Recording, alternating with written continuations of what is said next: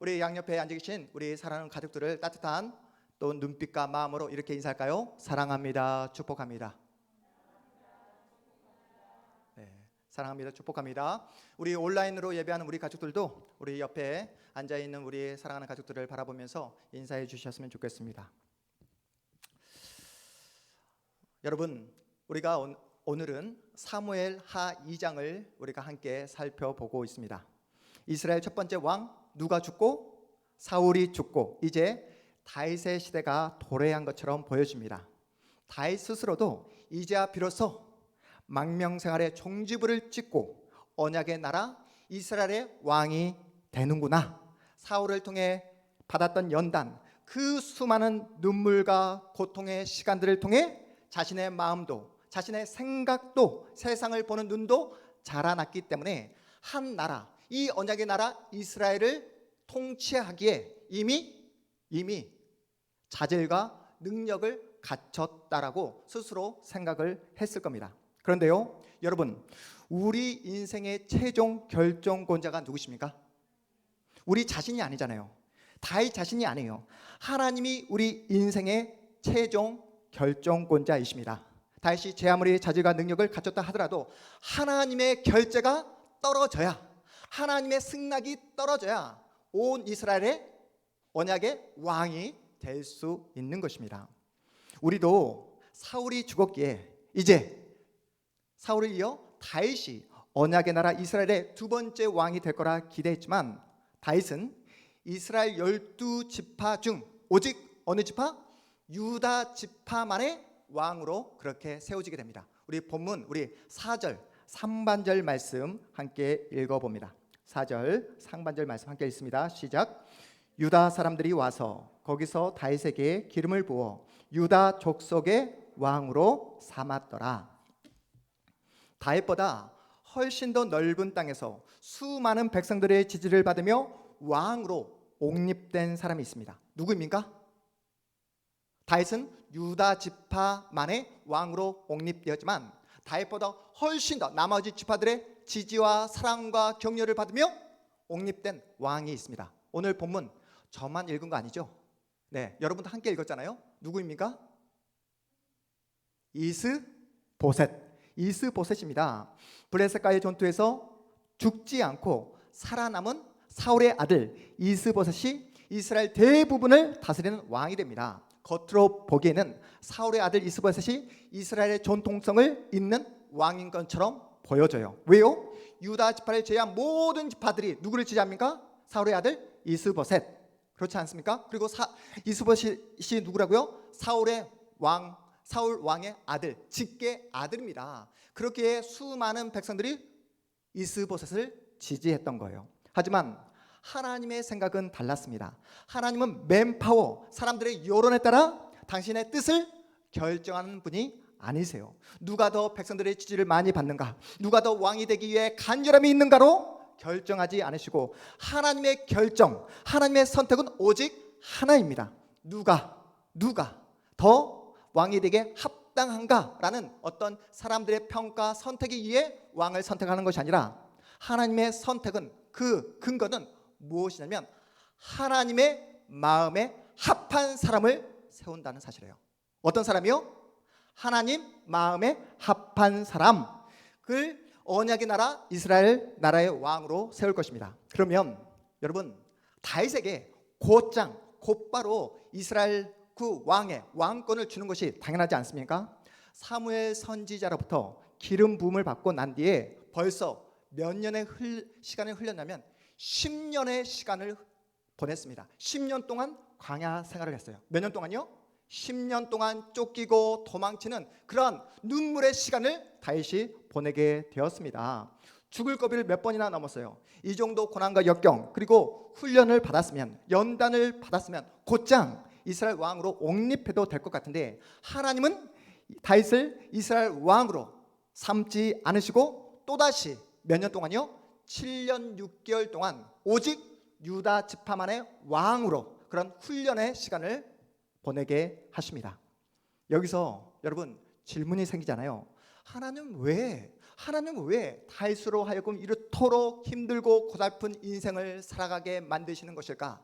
다윗이 하나님 앞에서 못한 행동을 한 것도 아니고 정말로 하나님의 말씀대로 순종하기에 몸부림쳤던 다윗인데 왜 또다시 10년을 그렇게 도망자 생활을 하게 하신 그 하나님께서 또다시 7년 6개월 동안 한 지파 만에 왕으로만 살게 하시는 그런 기나긴 인내의 시간을 보내게 하시는 것일까? 여러분이 다윗이라면 이런 상황 가운데 어떠한 태도, 어떠한 반응을 보이시겠습니까? 여러분이 다윗이라면 10년을 참고 참았잖아요. 피눈물을 흘리며 그 모든 죽음의 순간들을 통과해 왔습니다. 그런데 또다시 기나긴 시간을 기다려야 한다고 한다면 여러분 같으면 어떠한 행동, 어떠한 선택, 어떠한 결정을 하시겠습니까? 코로나 상황에 접어든 지 벌써 2년이 지나가고 횟수로 지금 3년째입니다. 백신만 맞으면 이제 우리의 모든 어려운 삶이 끝장이 나고 종지부를 찍고 일상으로 회복될 거라 그렇게 기대했지만 우리가 백신을 1차 맞고 2차 맞고 거기다가 3차 추가 샷까지 맞았음에도 불구하고 우리의 일상을 찾기가 지금 요원합니다. 제가 아까 여러분에게 말씀드렸던 것처럼 매일매일 코로나 확진자 숫자가 매일매일 새로운 기록, 신기록을 갱신하고 있어요. 갈아치우고 있는 그런 상황을 우리가 마주하고 있습니다. 지금이 정점이라고 말을 하지만 그 어느 누구도 여기서 코로나가 끝나고 우리의 일상을 우리가 다시 회복할 수 있다라고 장담하는 사람이 그 누구도 없습니다. 코로나 상황만 그렇습니까? 우리가 지난주에 대통령 선거가 있습니다. 새로운 대통령이 뽑혔지만 국민들 마음 가운데 환호와 기쁨이 가득하지 않아요. 왜요? 먹고 살 길이 너무나 막막하니까, 힘드니까. 우리 조은수 집사님이 오늘 대표 기도회 해주셨지만 지금 나에게 주어진 현실이 너무나 힘들고 아프고 정말 아무리 하나님을 찾고 구하고 또 구해도 해결되지 않는 나의 삶 가운데 있는 그 정말 큰 바위 덩어리가 내 마음 가운데 떡하니 자리 잡고 있는 그 현실 앞에서 나는 앞으로 어떻게 살아갈 수 있을까? 나는 정말로 앞으로 어떻게 살아갈 수 있을까라는 그러한 막막함으로 하루하루를 살아가고 있는 분들이 우리 주변에 얼마나 많은지 모릅니다. 이 자리에 앉아있는 여러분은 살아계신 하나님을 믿는 믿음의 사람인 줄 믿습니다. 아멘. 우리는 눈에 보이는 세상이 우리에게 행복을 가져다 주는 것이 아니라 천지를 만드신 여호와 하나님, 오늘 본문에 등장하고 있는 그 다윗이 만난 그 하나님이 나의 하나님이시며 그 하나님이 내 인생을 지키시고 보호하시며 나에게 가장 선한 길, 복된 길로 인도해 주신다는 사실을 여러분은 믿고 있는 줄 믿습니다. 오늘 이 시간 여러분이 당장 하나님의 부르심을 받는다 할지라도 천국에 갈 것을 전혀 의심하지 않는 믿음의 복된 사람인 줄 믿습니다. 아멘은 그렇게 큰 소리 했지만 그런데 우리의 현실이 어떠냐고요? 그 우리가 믿고 신뢰하며 사랑하는 그 하나님께서 나의 구체적인 상황 가운데, 나의 정황과 그 모든 상황 가운데 정말로 실질적인 구체적인 도움과 하나님의 은혜를 베풀고 있는가라는 이 질문을 던질 수밖에 없는 막막한 우리의 현실이 있다는 사실입니다. 정말로 나를 만나주시고 나를 지켜주시며 나를 가장 복된 길로, 선한 길로 인도해 주신다는 그 약속이 정말로 나에게 주신 진짜 약속인가? 피부로 와닿지 않는다고 생각하는 분들이 얼마나 많은지 몰라요. 그래서 여러분, 이번 한 주간 어떻게 살아오셨습니까? 예수 믿지 않는 사람보다 더 현실적으로, 더 세상적인 그 태도를 가지고 살아오시지 않았냐고요. 피부로 하나님의 도우심, 하나님의 그 지켜주심이 느껴지지 않는다 해서 혹시 예수를 잊어버린 채, 예수를 놓아버린 채 여러분의 시간을 보내시지 않으셨습니까? 하나님을 믿고 있는 나의 삶이 왜 이토록 고달프고 힘든단 말인가? 도대체 언제까지 기다려야 합니까? 하나님의 약속이 성취되는 그날이 언제입니까? 전혀 빛이 보이지 않는 이 어둠의 터널을 언제쯤 끝내며 빛을 바라볼 수 있습니까? 아무리 기도를 하고 기도를 해도 응답하지 않는 하나님 때문에 지금 이 시간 정말로 너무나 큰 바위 덩어리를 내 마음 중심에 한가득 안고 이 자리에 정말로 막막한 마음으로, 힘든 마음으로 이 자리에 앉아 계신 우리 성도님도 계실 겁니다. 그런데 여러분, 잘 생각해 보십시오. 여러분이 신앙생활을 하시는 이유가 무엇입니까? 여러분이 오늘 이렇게 그 모든 어려움과 삶의 공포를 뚫고 이 비가 내리는 이 힘든 어려운 그 현실을 뚫고 이 은혜의 자리에 나오신 이유가 무엇입니까? 이 땅에서 건강하고 돈 많이 벌고 자녀들 잘 되고 누구에게도 내 자존심이 구겨지지 않는 환경과 조건을 구하기에 이 자리에 나오신 거 아니잖아요. 아무 탈 없이 하루하루 걱정 없이 사는 것이 여러분의 인생의 목적이 아니잖아요. 여러분에게 예전에 한번 소개해드렸던 미다시 왕 이야기를 여러분에게 다시 한번 소개해드리려고 합니다. 미다시 왕은 세상에서 가장 큰 부자가 되면 행복이 참된 기쁨이 보장될 거라 그렇게 믿었어요. 그는 신에게 이렇게 간청합니다. 자신이 손에 닿는 그 모든 것이 금으로 변하게 되게 해달라고. 자신이 손으로 닿는 그 모든 것이 무엇으로? 금으로 변하게 해달라고 그렇게 간절히 간청합니다. 왜요? 자신이 세계에서 가장 1등 부자가 되면 가장 행복한 사람, 가장 기쁜 사람이 될 거라 그렇게 믿었기 때문이었어요. 그래서 신에게 간절히 간청합니다. 그런데 신이 듣고 안 된다. 그러면 안 된다. 너 그러면 큰일 난다.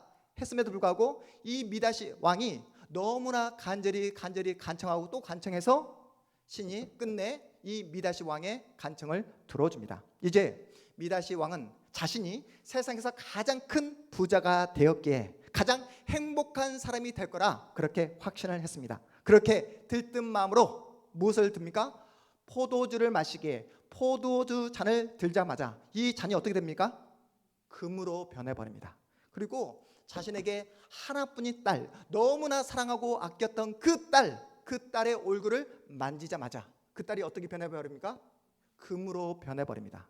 그 미다시 왕은 자신이 금만 있으면 돈만 있으면 정말로 그 세상에서 가장 많은 부만 누리게 되면 가장 행복할 거라 그렇게 기대하고 또 기대했지만 마지막에 어떠한 비참한 최후를 맞이하게 되냐면 사방이 금으로 된 그 벽과 접시와 그 사방이 금으로 된 그 잔 앞에서 그녀 아무것도 먹지 못한 채 그렇게 죽고 말았다는 이야기입니다.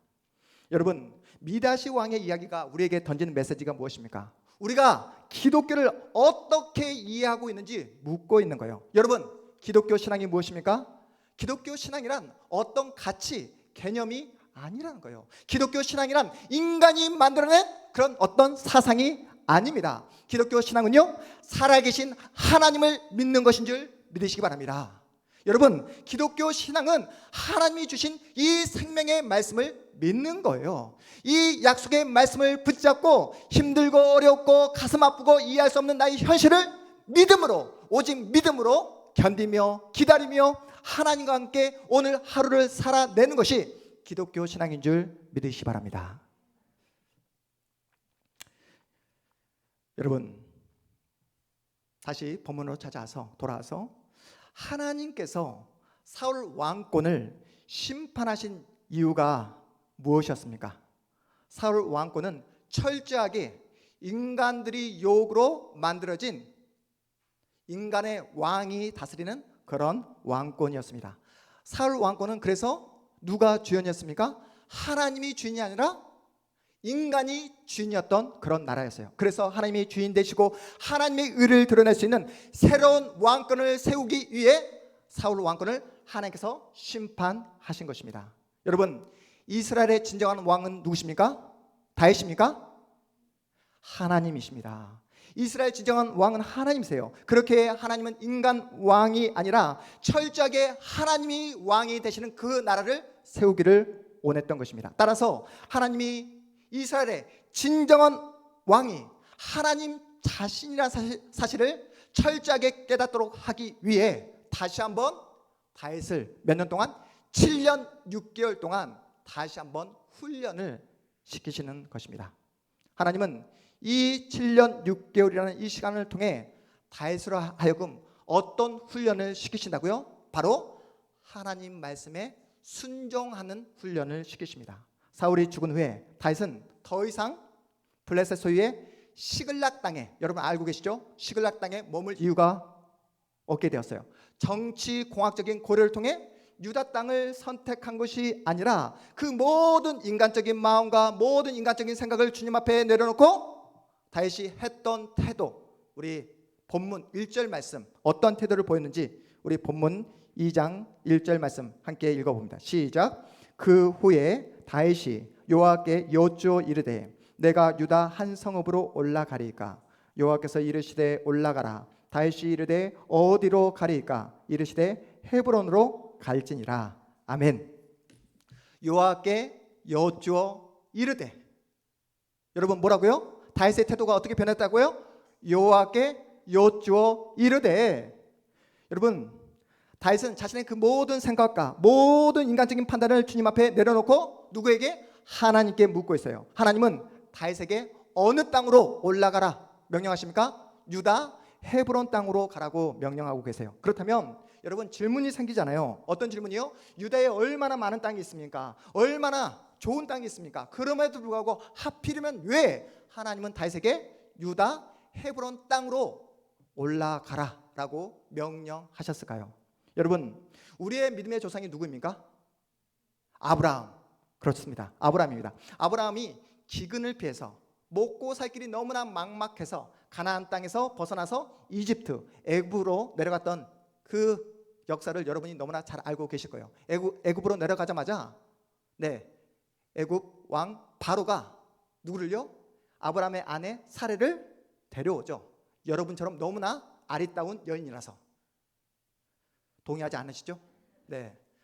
그런데 하나님께서는 거짓말했던 아브라함을 책망한 것이 아니라 누구를 책망했다고요?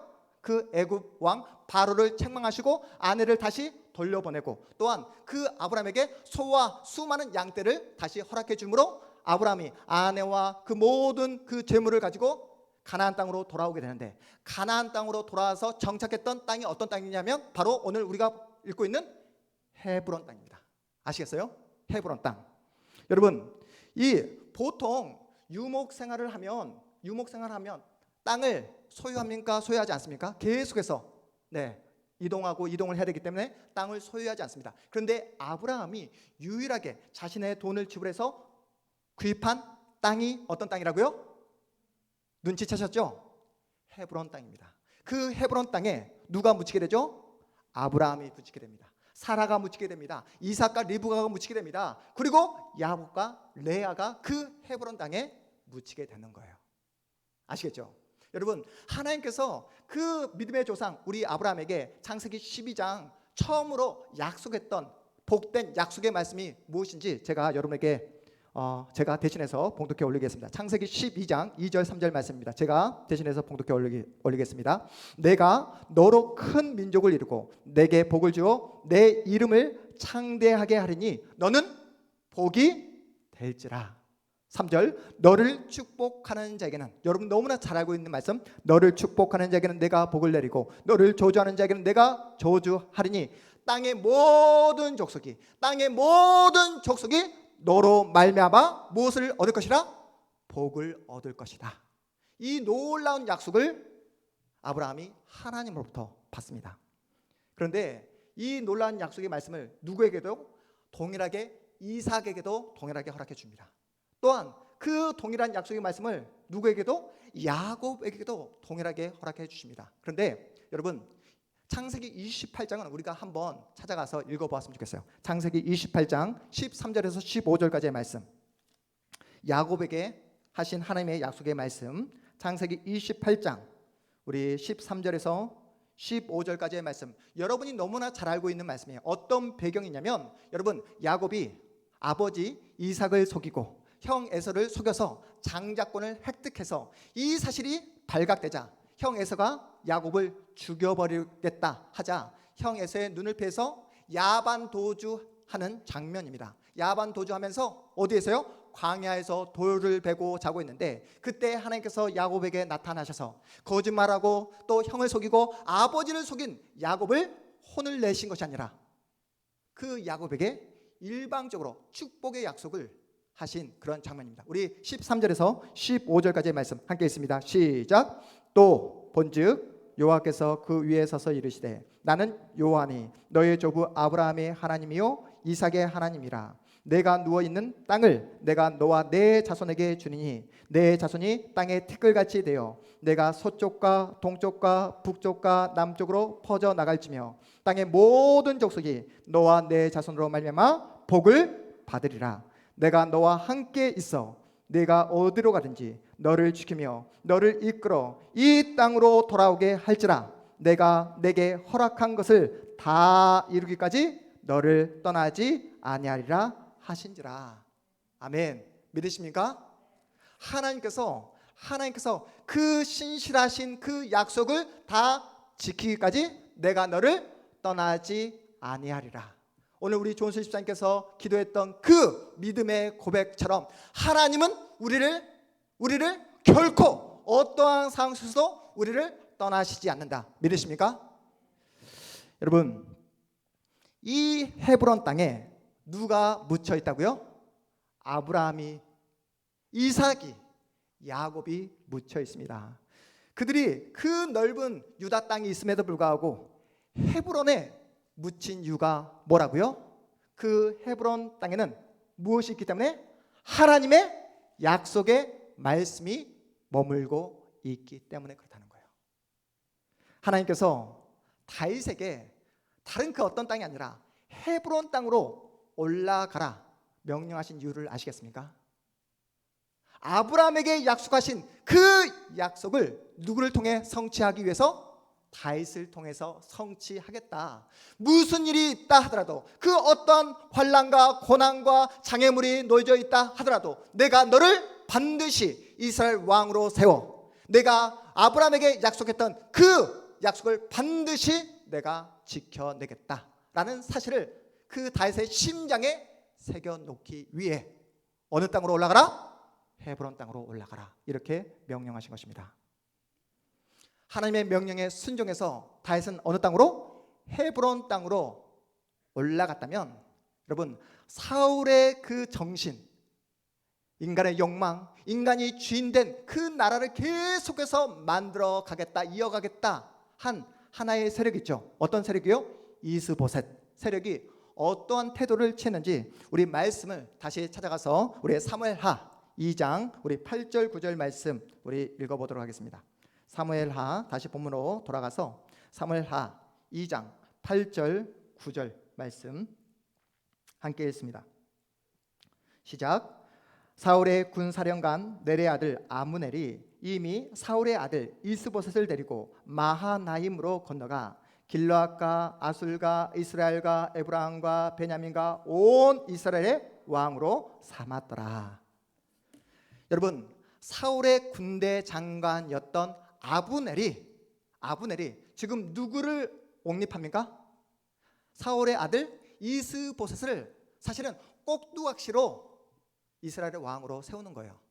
누구의 욕망을 계속해서 채우기 위해서? 자신의 욕망, 자신의 그 욕심을 채우기 위해서 이스보셋을 꼭두각시로 세우고 있습니다. 어디에서요? 어느 지역입니까? 다윗은 헤브론, 이 아므네가, 이스보셋은 어느 지역? 마하나임이란 지역에 터를 잡습니다. 이들은 철저하게 인간적인 생각, 정치 공학적인 관점에서 마하나임의 터를 잡습니다. 마하나임은 요단 평야가 펼쳐지는 그런 드넓은 평야지대예요. 바로 요단 평야이기 때문에 바로 옆에 뭐가 흐르고 있습니까?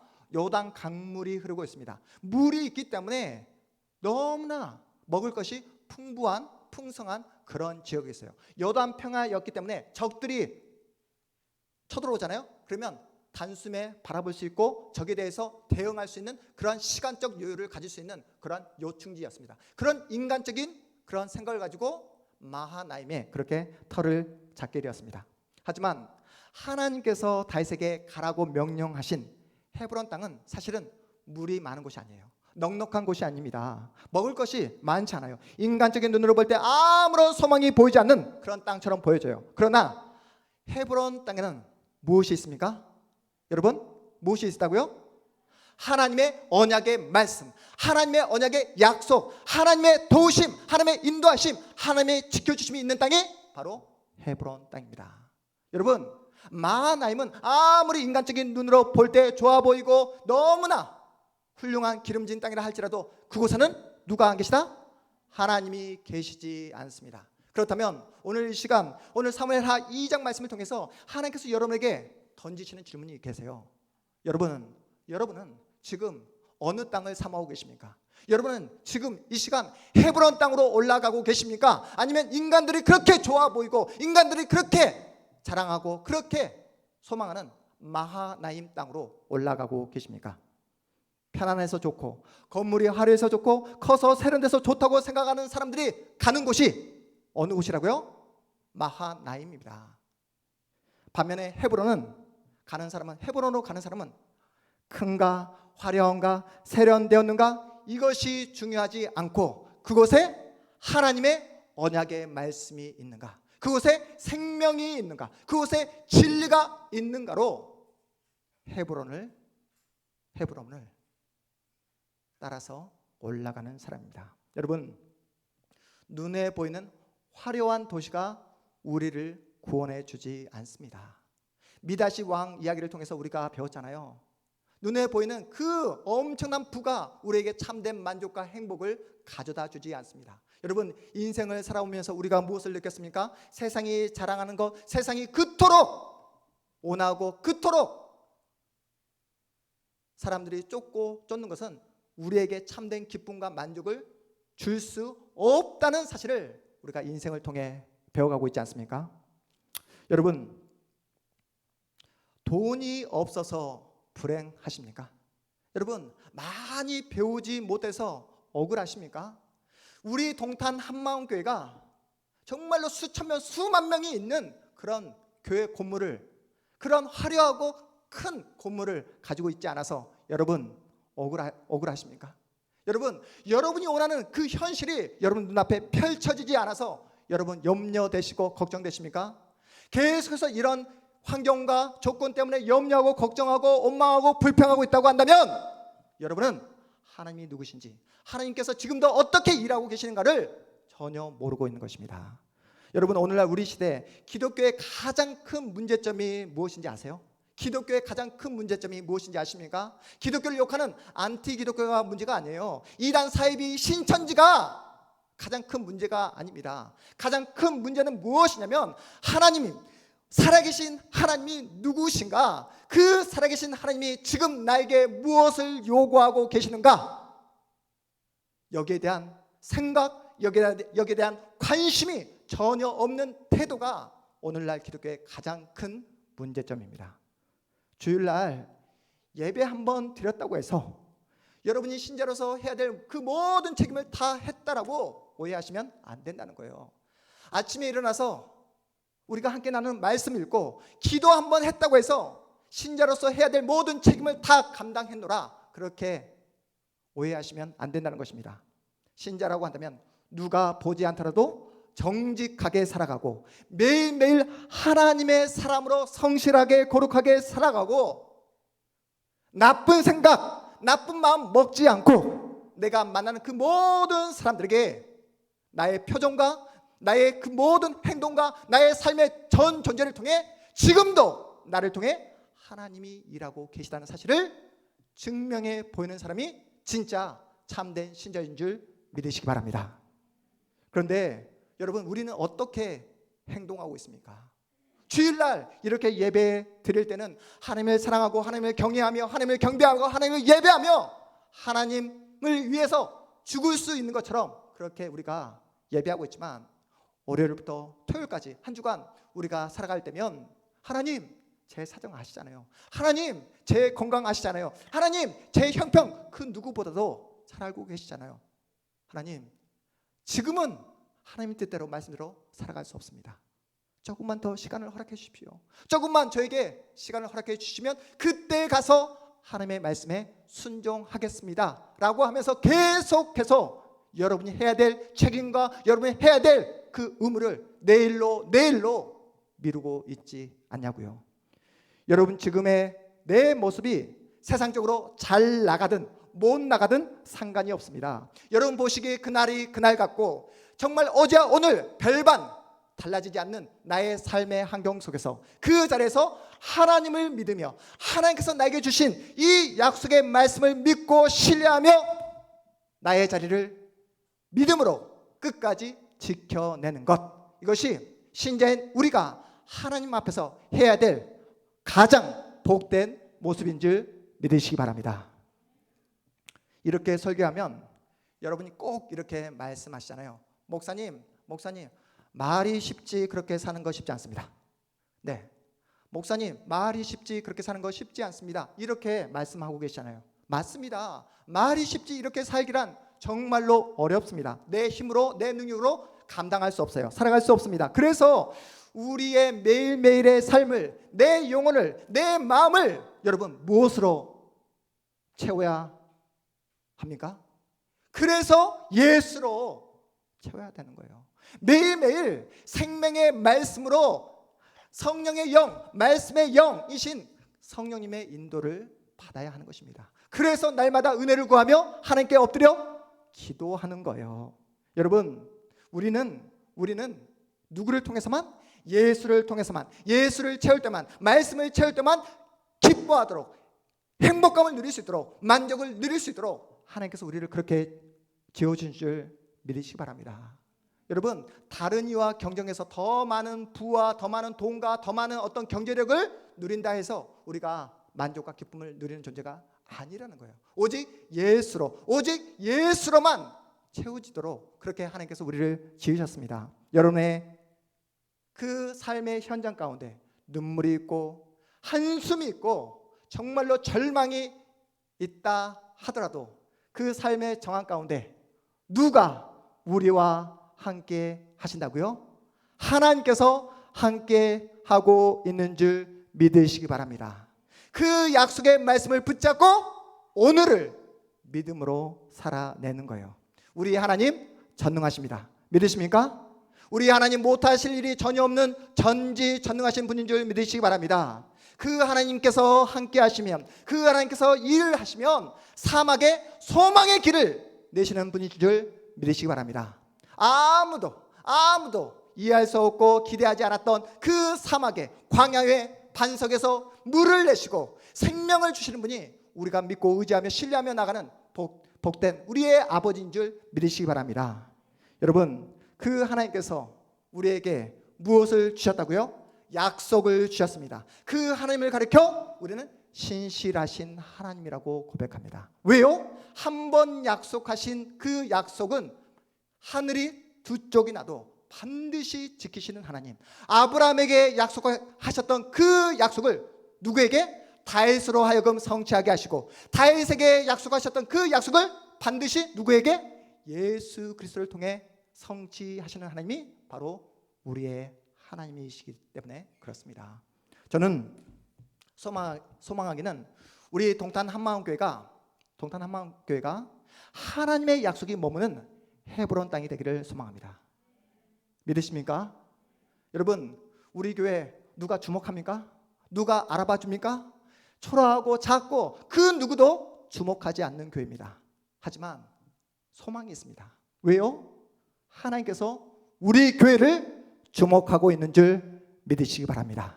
우리 교회 가운데 언약의 말씀, 약속의 말씀이 머물고 있는 줄 믿으시기 바랍니다. 여러분, 삶이 힘드십니까? 어렵습니까? 막막하십니까? 다시 한번 약속의 말씀을 붙잡고 이 언약, 하나님의 약속이 있는 이 헤브론 땅으로 다시 모여주시기 바랍니다.